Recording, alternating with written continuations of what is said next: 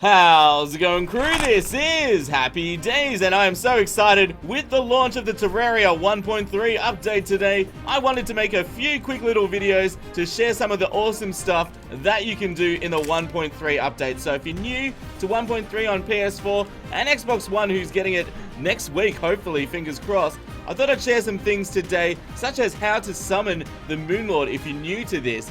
So once you've defeated Golem in your world, and that is important, you'll get these blue-robed figures called Lunatic Devotees worshipping the mysterious tablet at the dungeon. Now, if they don't spawn straight away, you might have to wait for morning the next day after you've defeated Golem. Now, to start the path to the Moon Lord, what you need to do is actually smash up these guys. Don't worry, they're not too difficult, and what that will do is spawn the Lunatic Cultus.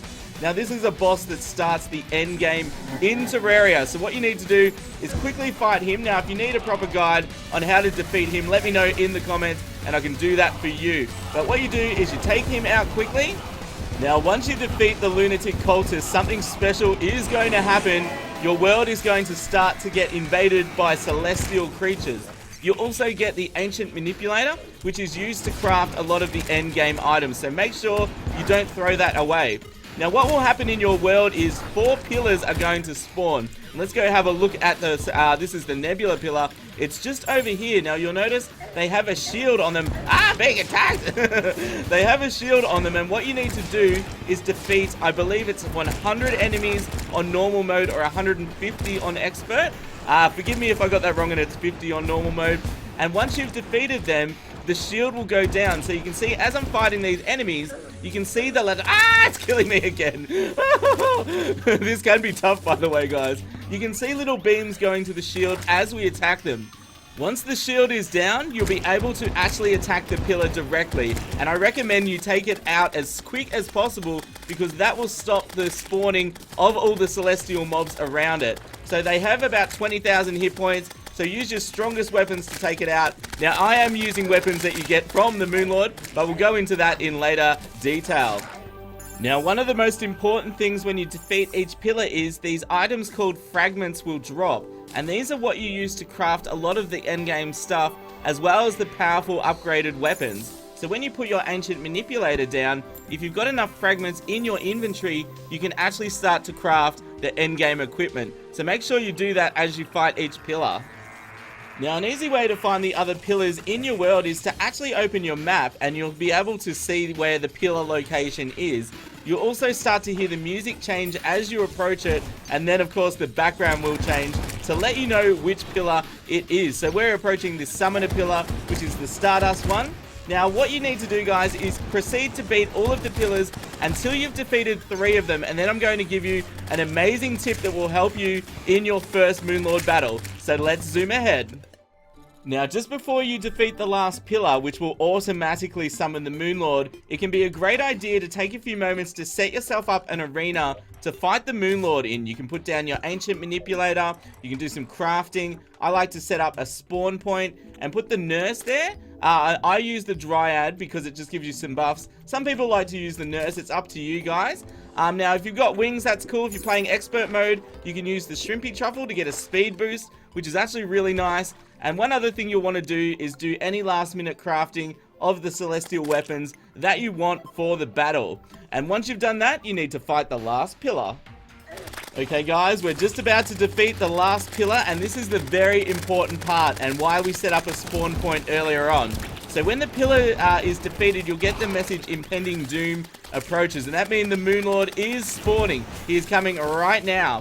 So what we're going to do is use a magic mirror to teleport back to your arena, because the Moon Lord will spawn wherever your character is. So this gives you about 40 seconds roughly to get buffs on, you know, heal up if you need to, change your equipment quickly. You should have some solar fragments, which means you can actually craft some new stuff if you need it.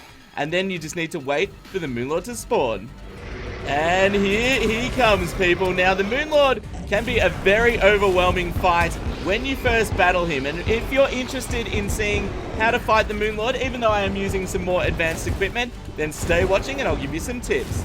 So basically what you need to do in the first stage of the Moon Lord battle is take out these 3 eyes on his hands and on his forehead. Now, a tip I can give you is try and damage them at roughly the same time. So once they are defeated, an invincible eye will pop out and start to hurt you. So when the forehead eye opens, make sure you damage it as much as possible, and you can avoid his phantasmal death ray attack by having a actual solid blocks to help defend yourself with.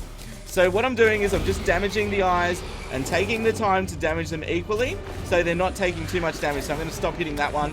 What I need to focus on is damaging this forehead eye and getting that low as well. There we go.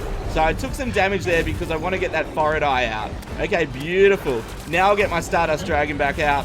So you can see one of the eyes has popped out. It's doing more damaging attacks now, which is a little bit scary. All the eyes are out now. I'm going to throw on a heal, and you can see the core has actually opened up.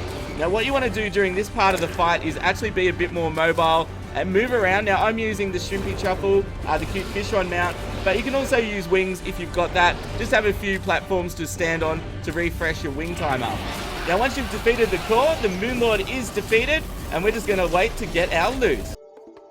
And there we go, guys. We got some beautiful loot. You always get the portal gun. You get some Luminite ore, which is used to craft some of the endgame weapons and armor. No, just the weapons, sorry. And you always get one of the Moon Lord's weapons. So we got the Lunar Flare, which is an amazing, amazing weapon for magic users. And we got the trophy, so let's put that down there. Now I'm going to give you one final tip on how to summon the Moon Lord quickly. So let's zoom ahead. Now, if you want to quickly summon a Moon Lord without going through all of that again, if you go to your Ancient Manipulator and you've got 20 of each fragment in your inventory, you can craft a Celestial Sigil that will summon the Moon Lord automatically without going through all of that again. Now, if you're short on any of the fragment types, you can use 3 fragments from the different pillars to craft the fragment you require, which is a really good way if you say just 1 or 2 fragments short. You can get your Celestial Sigil that way. Guys, I hope you enjoyed this little video. Let me know what other Terraria 1.3 update videos you'd like to see. Smash that like button if you've enjoyed this. Subscribe if you want to see more content from me. And here's the most important part, as always, you all stay happy and I'll see you soon. This is Happy Days signing out. See ya!